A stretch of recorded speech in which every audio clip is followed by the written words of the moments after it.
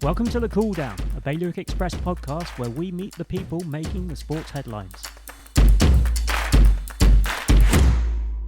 David Thompson has always enjoyed being outdoors and being active. When his wife spotted a new mole on his back, he thought little of it. He booked an appointment to get it checked. It was June 2022 and it changed everything.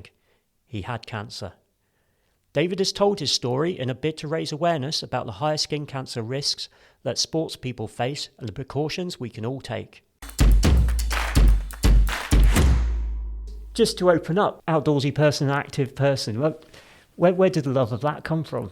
Well, I think it's always been there, but one of the things which I've particularly enjoyed, having lived in Guernsey sort of pretty much all my adult life, is the sea swimming. And that's always been a big thing, particularly in the last 10 years, where until relatively recently I was year-round sea swimmer, which year-round is can be quite tough, but it always makes you feel really good. And obviously since COVID, we've seen a huge upsurge in the number of people doing open water swimming, and also enjoyed cycling, do a bit of running. I have done some triathlons, and including the Jersey one a couple of years ago, which I did with my daughter, and did the Olympic distance, which I thought was a good achievement. And just enjoying the outdoors, lots of boating as well. That's being out on the water is my sort of happy place, whether it's in it or on it. Sort of making the most of island life. Almost, absolutely, absolutely, yes. I take you back to, it was June 2022, wasn't it? What happened then? Yes, that's right. My wife spotted this mole on my back, and she thought she hadn't seen it before, and that it must be new. And obviously, particularly in the summer, we're swimming a lot and so on, and she thought she would have noticed it. I didn't really think much of it because it was tucked away sort of down my back, and I couldn't even see it. But anyway, obviously, when your wife says go and get it checked out, you do. So I did, and that sort of really started a bit of a roller coaster, because the doctor said, we need to get this looked at by the dermatologist, and so got an appointment to see the dermatologist a couple of weeks later, and he said, yes, that looks a bit suspect, so we need to take it out. So I had an operation just a minor operation to basically take this mole out. And then they do a biopsy on the mole, and that determines whether it's a non-cancerous or cancerous melanoma. And the bad news was that it was malignant melanoma, it was cancerous. So that was obviously a bit of a shock. But still at that stage, I was thinking, well, it's a mole, it's been taken out, hopefully that sorted it. Then the next stage is what's called a wide local excision, where they take out a larger section around where the mole was.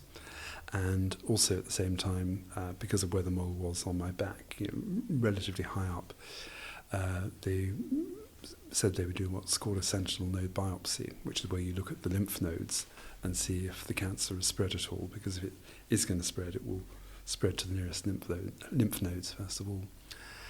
And so I was booked in for that operation. A few weeks later, had the operation, and the operation confirmed that yes, the cancer had indeed spread to my lymph nodes as well. So that was obviously pretty hard, because it had gone from being just that mole to metastatic cancer. It had moved around, and clearly once it's in your lymph node systems, that's quite serious. So once that diagnosis was confirmed, I then started immunotherapy, and I must say I think we're really fortunate in Guernsey that the medical care that we get is fantastic, and all the staff up at the sort of Bulstrode unit where they do the immuno and chemo, all absolutely wonderful people, and throughout, you get a lot of reassurance and a lot of support. But at the same time, it is a really worrying, really sort of challenging time, because inevitably just turns your life upside down, and that certainly was the case, for me. So so that immunotherapy started in September 22, and carried on monthly immunotherapy. I was quite fortunate. No side effects because no significant side effects, because some people can get quite bad side effects from it, but I was okay, and I've been able to carry on doing stuff. One of the things about melanoma is that my melanoma is stage 3B, so that is quite advanced cancer, and it's described as advanced skin cancer. But I feel pretty good, and I'm pretty active, and I'm still running. Haven't been doing so much swimming of late, not the sea swimming, because with the immunotherapy, clearly that changes your immune system, and so swimming in the sea in February is probably not a good idea in terms of resistance to not catching colds and stuff and so on. But it's certainly something I hope to go back to. And yeah, the routine now is 3 monthly skin checks, mole mapping, CT scans, probably ultrasound scans as well. I'm not quite sure where we are with those next, but once it's there, you've obviously got to keep a close eye on it. And if I can get through the next 5 years without a recurrence, at that stage they would say I was cancer-free. So that's what we're aiming for. And as part of this, or as part of the journey, have you started exploring a bit more into the background about the whys and the wheres? Oh, very much so, because as I say, this came out of the blue and was really quite unexpected. But what it comes down to is UV exposure, and it's mainly about being out in the sun. People do also get it from sunbeds, using artificial sunbeds, but that's not something I've ever done. But the main thing is exposure to the sun, particularly high UV. I mean, in Guernsey, the UV in the summer will go up to about 7. Which is high, and certainly under those sorts of conditions, as I now know. Well, perhaps if I sort of describe my routine now that I'm aware of the issues, and obviously it's really important for me not to get more skin cancer. So if I'm outside, firstly I try and avoid being outside in the sun between 10 and 4. I would. If I don't need to, I'll stay inside or be in the shade or do something. If I'm outside, I wear a hat with wide brim. Well, hat to screen your face and so on. Factor 50 sun cream. That's probably the biggest thing, actually, the biggest change in my life. That every day, every morning now, as soon as I've finished shaving, I put on Factor 50 sun cream. Rain or shine, any time of year, because you've just got to be in the habit of having that protection. And then, of course, if it's bright, I'll top it up during the course of the day, and particularly I'm going to be outside. Wearing long sleeve rash vests, that's not, I always used to swim. I was always a skin swimmer, which is, and it's part of the whole winter swimming thing. It's just Speedos, goggles and a swim hat, because we're men. That's how it is. But of course, the danger with that is that you are massively exposed to the UV, particularly your back. So now I wouldn't swim in the sea other than wearing a long sleeve rash vest that was 50 UV rated, which you can get those very easily. But that's a really important thing to wear.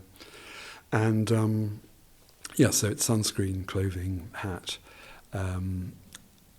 Sunglasses, that's also important, and seeking out the shade if